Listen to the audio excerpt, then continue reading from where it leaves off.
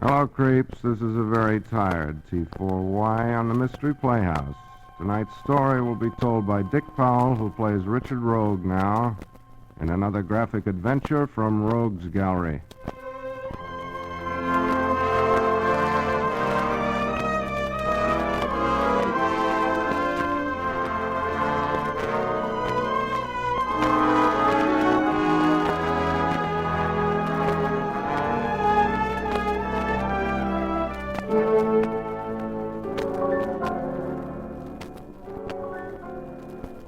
When I got on this rattler for my trip to Central City, I was not exactly a joy boy. I hate riding on trains. But a couple of hours later, I'm a happy chappy. Because who do I run across in the lounge car is a little ambition of mine by the name of Betty Callahan, a newspaper woman who is cheating the movies. She's a pocket-sized brunette with cornflower blue eyes and a complexion which wouldn't come off on the shoulder of my blue gabardine suit. I rescued her from the wolves in Uncle Sam's clothing, who were making life too interesting for her in the club car, and we retired to my compartment for to talk about old times.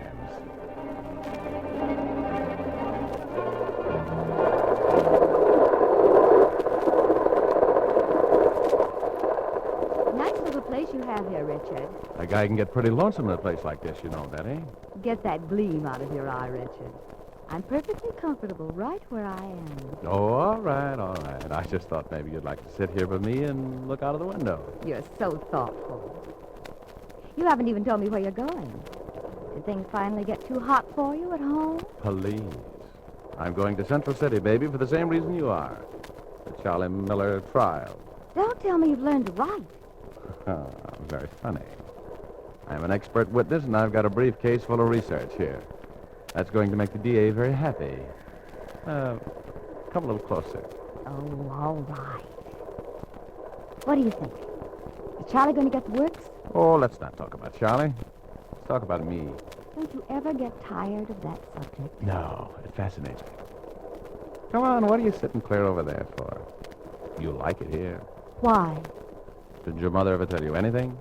About fellows like you? Plenty. Why don't you drop that front page character, Angel? We've known each other for a long time. Stop pulling. Well, I was just trying to... Well, stop trying. How can you be so mean to me? Ever since the first time I saw you, Betty, I've been stuck on you. No kidding. Oh, Richard. Did anybody ever believe that line? Once in a while. You know, something's going to happen to you in just a minute, baby. Will I like it? Let's find out. Quiet. Oh, brother. What's the idea, lady? This is a private compartment. Please, I'm sorry to intrude. Who is this girl, Richard? I never saw her before. Who are you? I had to come in here. My life is in danger. Well, offhand, lady, I don't think you improved your situation any breaking in here when you did. Oh, why does everything have to happen to me? Why don't you buy a ticket, Latin type, and then you wouldn't have to play hide and seek with the conductor? I had to come in here. I'm hiding. There's a man on this train who has designs on my life. Gad, what Bernhardt could have done with that line. You don't believe me? That's right. Now scram. Oh, don't answer it. Please. It's him. The guy with the design? I want to take a gander, Oh, Jim. no. I'll answer it myself. I want to talk with you a minute, Diane. It's impossible, Flip. There's nothing more to say. I think maybe you'd better. I know where you're going, Diane, and I know what you've got. Now, do you want to come out here? All right. I'll be with you in a minute. I'll be waiting. Want me to take care of that punk for you? You stay out of this, Richard. Please, will you keep this briefcase for me? Don't let anyone touch it. Please. Well, next time, why don't you get a drawing room with a revolving door, Richard? Oh, shut up. You know, I'm kind of worried about that girl. I'm going to feel pretty silly if she comes up dead.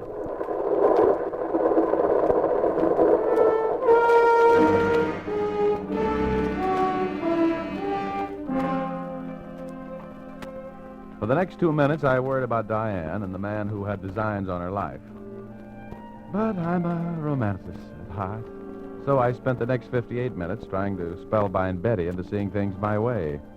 But she wasn't looking. At the end of an hour, my chances were still about on the ratio of Little Rock Junior High against Notre Dame. So I gave up.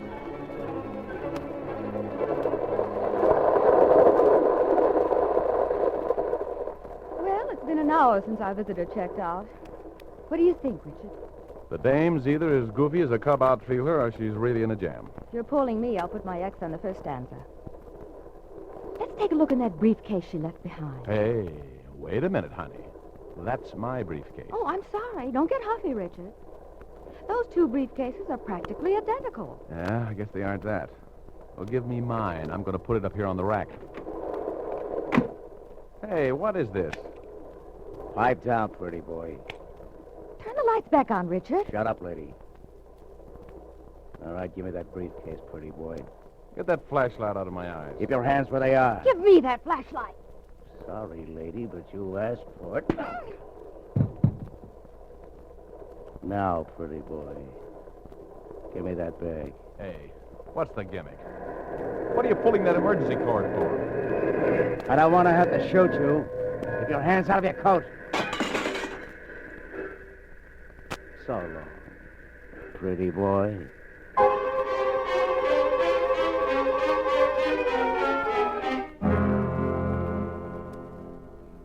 As he pulled the cord, I could see the gleam of a gun in this character's fist, and I didn't want any samples of his marksmanship. But I could hear Betty groaning on the floor at my feet, and all of a sudden I felt that I had to get him before he jumped out of that window he'd knocked out with the butt of his pistol. I made a dive for him, expecting to stop a little lead. When I got where he'd been, he wasn't there. He was behind me. I knew that when I heard the flashlight whizzing through the air. It connected expertly right behind my ear. And there I went again into the land of Nod, which is practically my home away from home. Everything was very quiet for a while, and I slept peacefully.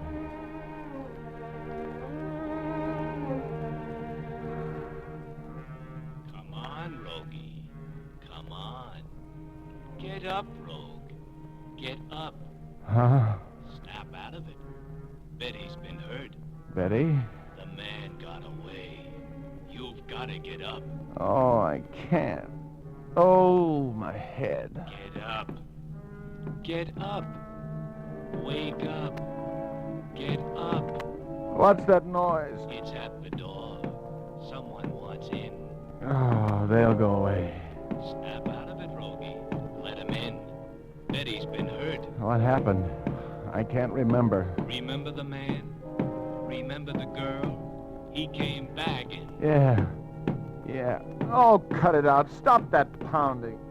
Ooh, my head. You're in a jam, Rogie. Betty's been hurt. Wake up. Get up. I can't. What's that pounding? Pounding. Cut it out. Stop it, do you hear? Stop it.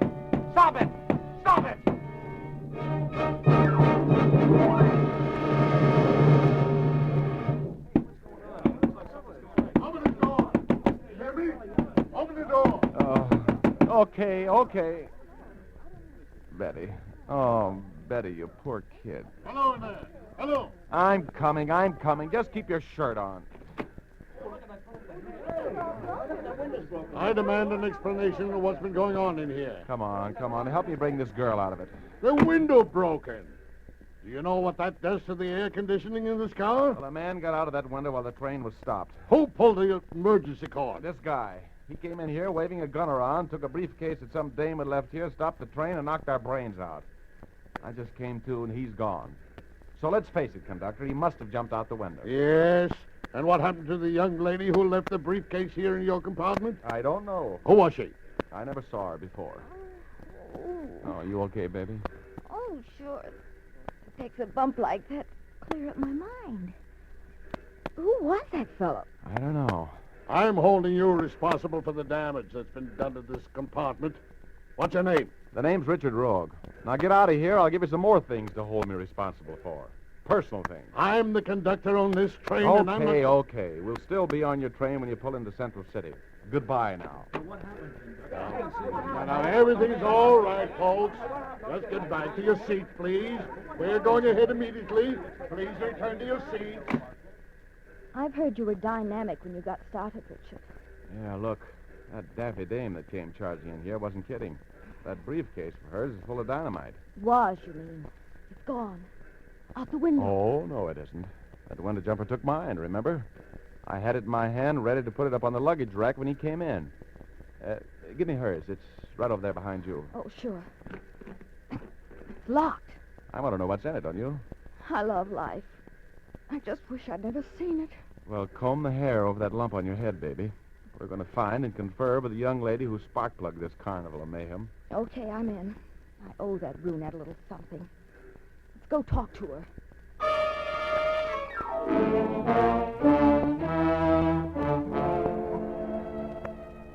My head had that familiar old feeling of having been washed in a washing machine, and I was feeling anything but cute as we wandered down the aisle, asking porters if they'd seen a big brunette wearing a blue pinstripe suit and a hat with cherries on it.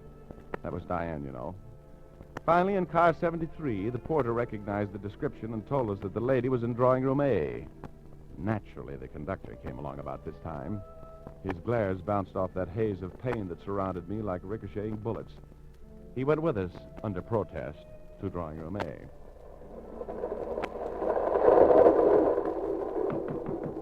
Oh, no answer. She isn't in. Why don't you look in the club car? I did. Knock again. Why don't you try the door, Richard? Okay. Oh, it's open. Conductor, mind if we go in and look around? What right have you to enter the stateroom of a strange woman? She entered his. You sue me if you want to, but I'm going in there and take a look around. Nobody home, I guess. Well, I hope you're satisfied. Tearing up the train, walking into other people's drawing rooms. Look, mister, I'm trying to help you. I've been all over this train. This dame has to be someplace. All right. She's not here. And I can't stand around all night. Look, over there, under the berth. I don't see anything. You don't? Come here, conductor. What do you think that is? Red ink? Why? That's blood. Oh, wait, I'll pull these blankets back. Oh, I'm getting out of here. Are you convinced now that something's happened to that girl? Yes, I suppose so. Well, she must be in here someplace. Open the door to that wardrobe. Oh, Richard. Steady, Betty. Here. Help me move her up on the berth. No. Leave her right where she is. The cops won't want her moved. Oh, that knife in her throat. She's dead.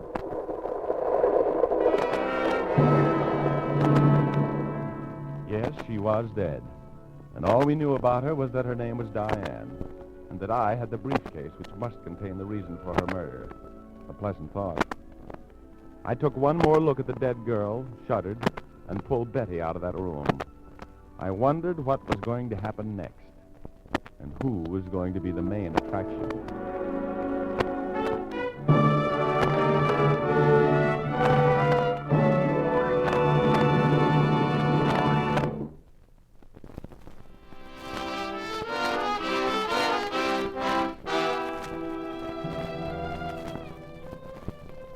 I must have been born under a police star.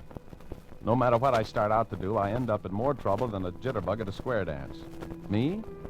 I start out to be an expert witness, and I wind up in the sheriff's office in Central City trying to explain a murder. Betty was enjoying every minute of this comedy of terrors, being a news hawk. She was jumping with enthusiasm and theories. The sheriff was jumping with importance, and I was just jumping. I don't like murder unless there's a profit in it for me. Sit down, Rogue. You shouldn't be so nervous. Well, we should be getting a report of that murdered woman, shouldn't we, Sheriff?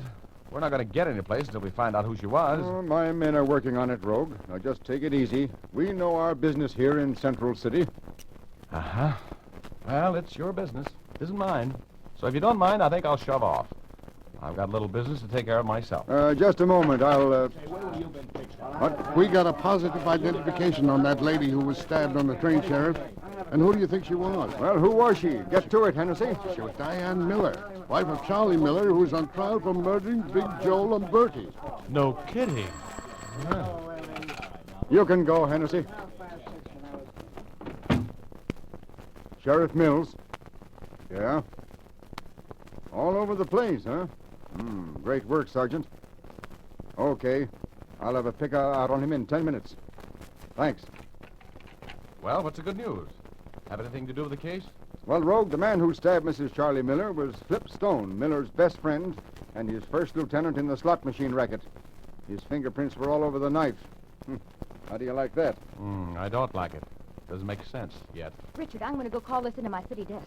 Will you meet me at the hotel and bring me up to date on what has happened? Sure, I'll take care of it, baby. You run along, keep your readers informed. You might as well go along with her, Rogue. We don't need your help to solve this case. We're perfectly capable of taking care of it ourselves. Oh, swell. Lots of luck. I've heard all about you, Rogue.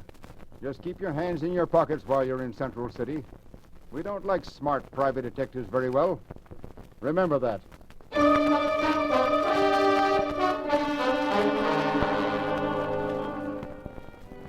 I was all set to try and help the guy until he said that.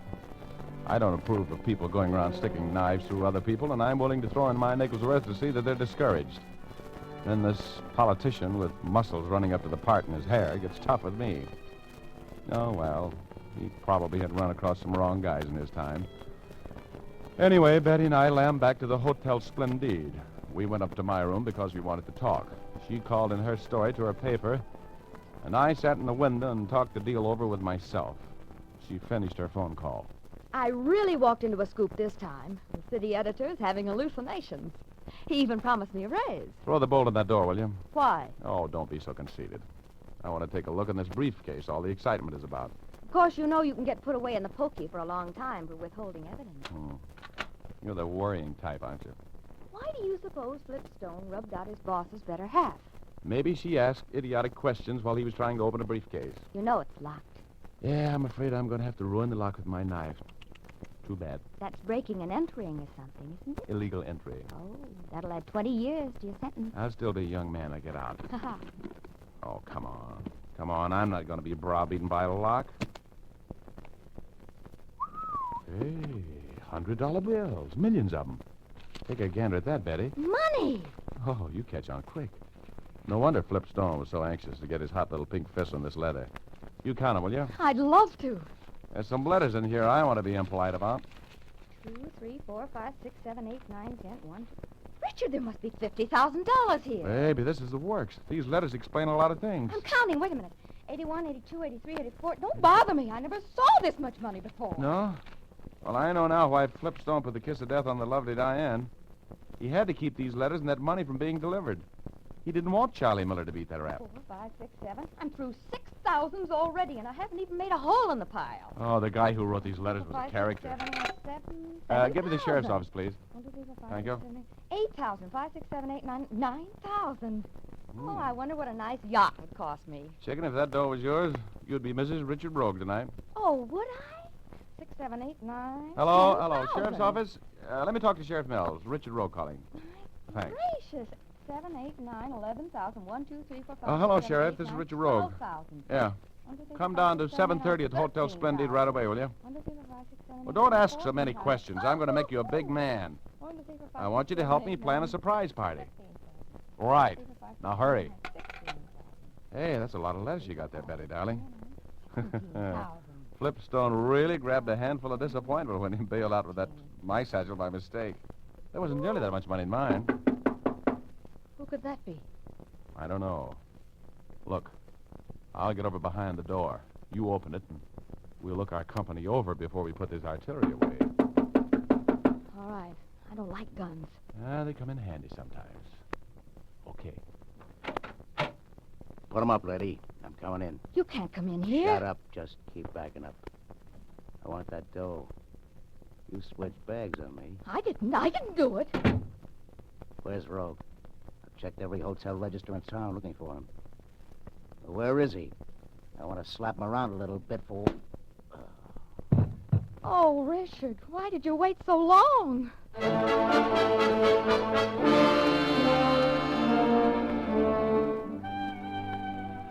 I administered that pistol anesthesia with masterful precision. Flip was going to have a long ride on the dream train. Betty and I took a sheet off the bed, tore it into strips, and tied Flip up like traffic at Hollywood and Vine. Then we looked around for some place to hide him. We finally picked out a spot that any old maid would have thought of immediately. We slipped him under one of the twin beds. Then we finished counting the money, $25,000. Oh, it looked beautiful there. But I had things to do. I called the sheriff. He hadn't left the jail yet. So I went down there to talk with him. And while I was there, I had a chat with Charlie Miller, a very satisfactory chat. Then the sheriff and I went back to the hotel. Betty made a phone call, and we waited for company. The sheriff and I squeezed into a closet when the knock came at the door. Who is it? You just called and invited me down. Okay. Come in. Thanks. Now, let's get this over with, Mrs. Miller. I want to get out of here. Don't be in such a hurry. How do I know you're on the level? You have the money with you? Yes. I'll give it to you after you sign this little document. What is it? I'll read it to you. All right. I, Louis Tobin, a member of the jury in the trial of Charles Miller for the murder of Big Joe Lamberti, do hereby acknowledge the receipt of $25,000 from the hand of Mrs. Charles Miller, for which I agree to hold out against the conviction of Charles Miller and to find him not guilty. I also agree to use my best influence to make the other jurors agree to a not guilty verdict. And that's where you sign, Mr. Tobin. Oh, you know I can't sign a thing like that. Now, look, I've got 25 grand in Hudrun's ready for you. You get it when you sign your name. Right there. No, If you keep can't. your word and my husband gets a hung jury or an acquittal, this receipt will be torn up. If you don't, I'll give it to the newspapers. Sign it. Okay. Okay, I'll sign it. Here's a pen, Mr. Tobin. Okay. There, I'll just hang on to this until you give me the money. Here you are. 250 $100 bills. There we are. You want to count it? No, I just want to get out of here, that's all. Hey, Don't move, Tobin. The sheriff and I both have you covered. You double-crossed me. I was just Skip trying it, to... Tobin. I'll shake him down, Sheriff. He's got $25,000 on him that you marked yourself. You haven't got a thing on me. I was just Take your trying... hands out here. Well, Miss Callahan, could I have that confession? Oh, sure, if you'll let me have it back for a photostat later. Okay, it'll be yours, exclusive. And now I'm going to take this man down and lock him up where he belongs. Yeah, that's a good idea. Very practical. Oh, here, Sheriff, you better take this money with you. I just spend everything I get my hands on. Oh, yes, of course. Thank you, Rogue. You better count it. Later. No, Sheriff, you better count it now. I can't take the time now, Rogue. If there's any money missing, I'll be back. And there had better not be any money missing.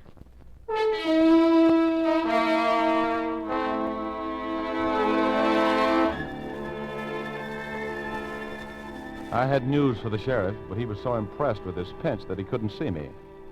Oh, well, I knew he'd be back. You see, I'm a practical guy. I had palmed and pocketed $5,000 out of that wad of dough I took off Tobin. I showed it to Betty, and she was horrified, but I knew what I was doing. So I just sat there and waited for the door to take a beating. And it did. Who is it? It's the sheriff. Let me in, Rogue. Why, Sheriff, you're all red in the face. At your age? I knew you were a crook the first time I set eyes on you, Rogue. You probably studied psychology at Barber College. That's what makes you so smart. There was only $20,000 in that briefcase when I counted the money at the jail.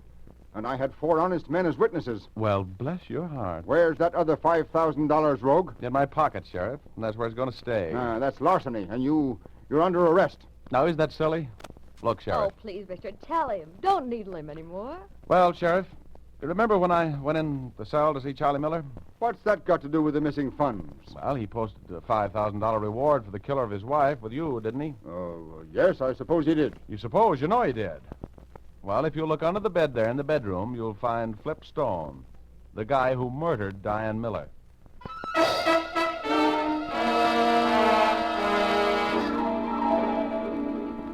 It was very simple. I just collected my reward in advance, that's all. My friend the sheriff was a little upset for a while, but he calmed down when Betty brought in a photographer to take his picture for the papers. Isn't it funny what some people will do to get their pictures in the papers? I had to practically wrestle him to keep him out profiling me, the big ham. Well, I split the reward with Betty, of course.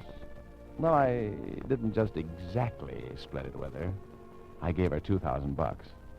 But she didn't want to take anything. Isn't that just like a woman, though? Or is it?